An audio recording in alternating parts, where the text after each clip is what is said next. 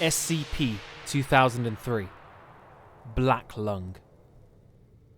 Level 4 Secret. Containment Class Keter. Special Containment Procedures. Access points to all areas affected by SCP-2003 are limited to steam vents obstructed by gas and smoke.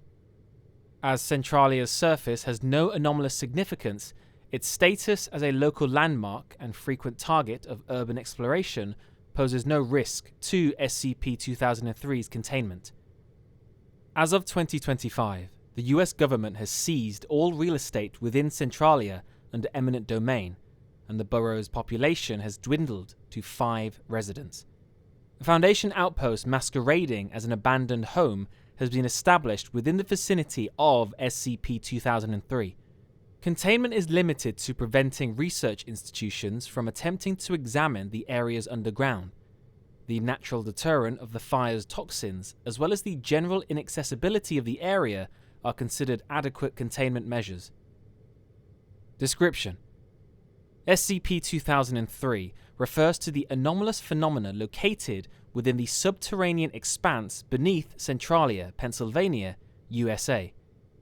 The affected area exhibits the following properties: the presence of humanoid entities, henceforth SCP-2003-1, inhabiting the former coal mines; rapid automatic regeneration of bodily structures following any damage or injury; the cessation of biological death. Beneath Centralia lies a non-anomalous coal seam fire that has been actively burning since 1962. This fire is projected to continue burning for over 250 years. SCP-2003's anomalous effects extend approximately 200 meters underground, which is well beyond the depth of Centralia's original mining operations.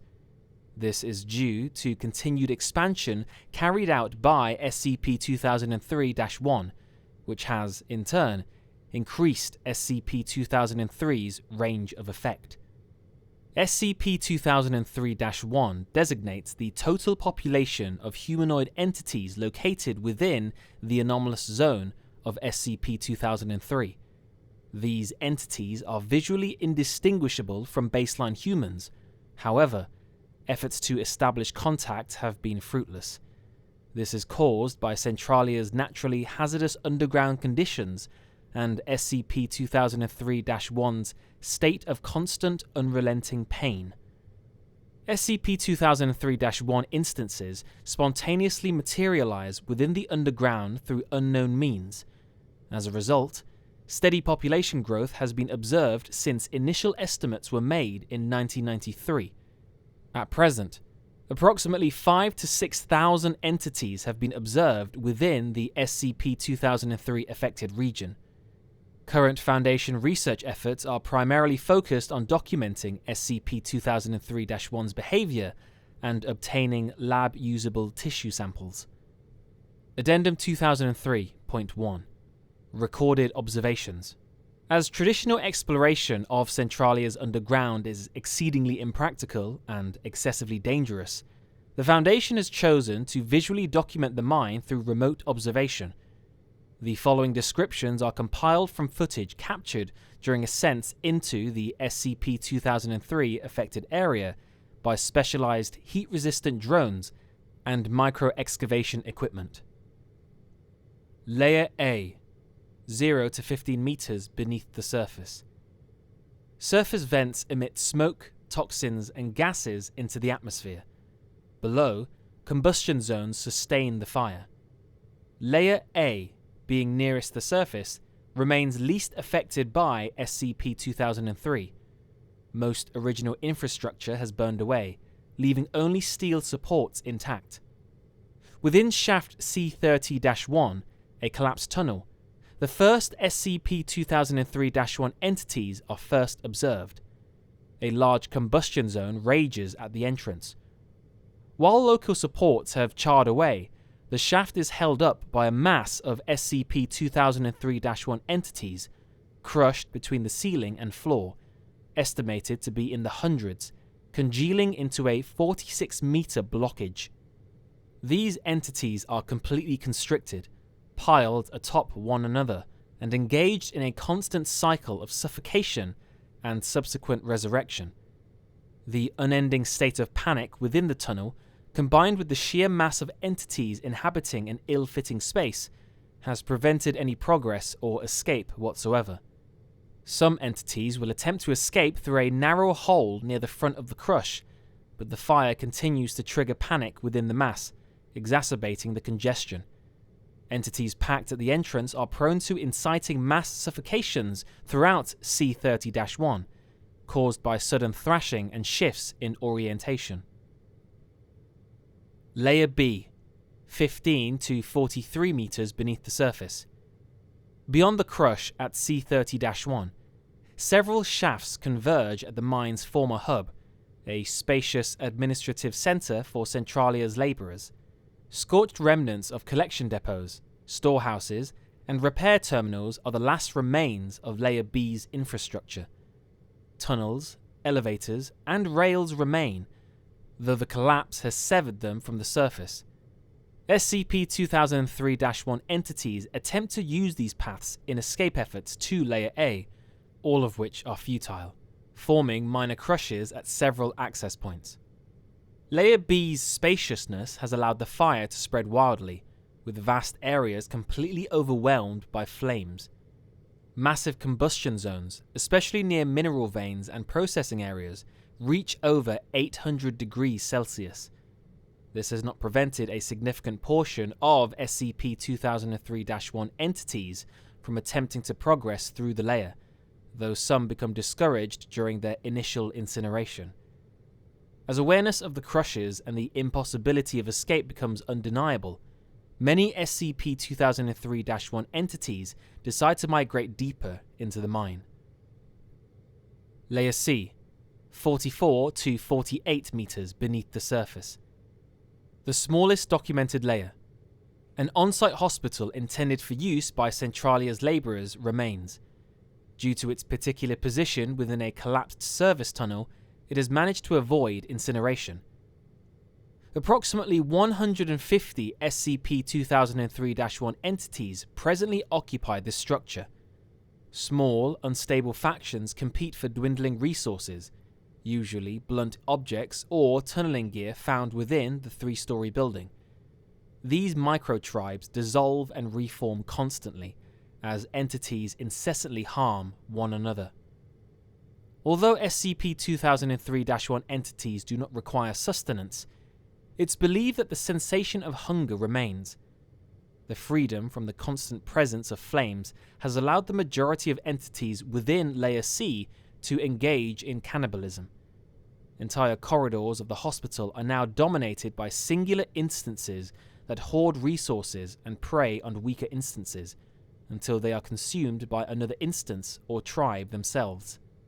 The regenerative effects do not cease upon consumption. Ingested SCP-2003-1 matter remains active, growing, and reassembling inside its host. This has given the majority of SCP-2003-1 within Layer C distended, grotesque appearances, and in some cases has hindered their function completely through physical incapacitation. Layer D, 48 to 62 meters beneath the surface. Layer D consists of a series of shafts and tunnels consumed by the fire, as well as a single remaining structure, the mine's former stables. While mules had fallen out of use as an element of mining by the time of Centralia's fire in 1962, the stables remained as an abandoned, freestanding building within the subterranean network. SCP-2003-1 entities are split in behavior. Those within the stables display submission, crawling on all fours, occupying stalls, tethering themselves with scavenged straps. Cannibalism and violent behavior are incredibly common among those within the stables. Some entities appear to enter nearby fires willingly, laying within them until death. No change in behavior occurs upon regeneration. Other entities remain upright, actively searching for tunnels for tools, marking paths downward, and returning to the stables in silence. Occasionally, they gesture to those within the stalls. Most do not react. Layer E, 62 to 154 meters beneath the surface. The largest section of SCP-2003. It comprises 25 interconnected tunnels in various states of operation and convergence. The majority of SCP-2003-1 are housed in this layer. With the fire concentrated in the upper strata, Layer E is defined by absolute darkness and massive deposits of accumulated ash and soot. Entities in this layer exhibit reclusive but exploratory behavior compared to those in other layers.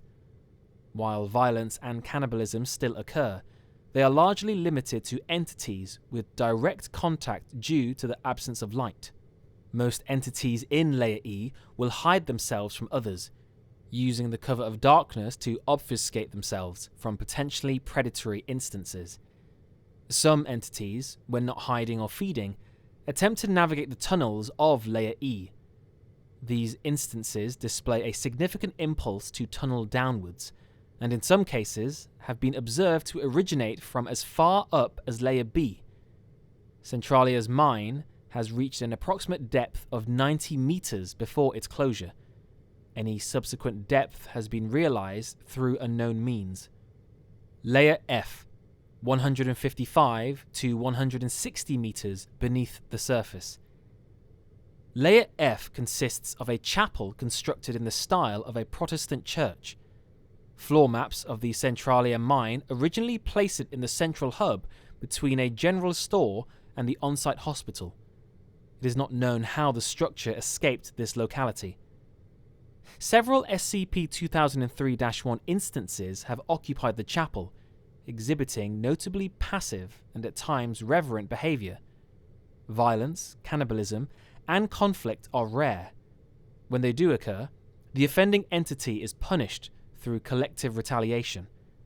Signs of a fledgling culture emerging within Layer F have been observed, with entities engaging in collective chanting, dancing, and apparent meditation.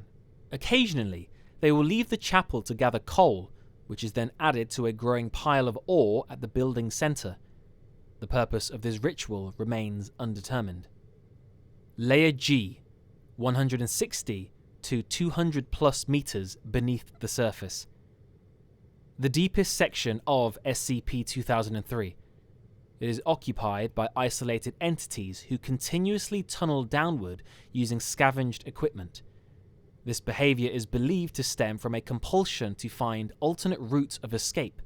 Some instances have been tracked back to as high as Layer B. SCP-2003-1 within Layer G will irregularly abandon this task, opting instead to excavate crevices suitable for long-term rest. They then bury themselves, entering a semi-hibernative state, motionless but conscious, where they remain entombed indefinitely. Entities within the deepest portions of Layer G continue tunneling. End document.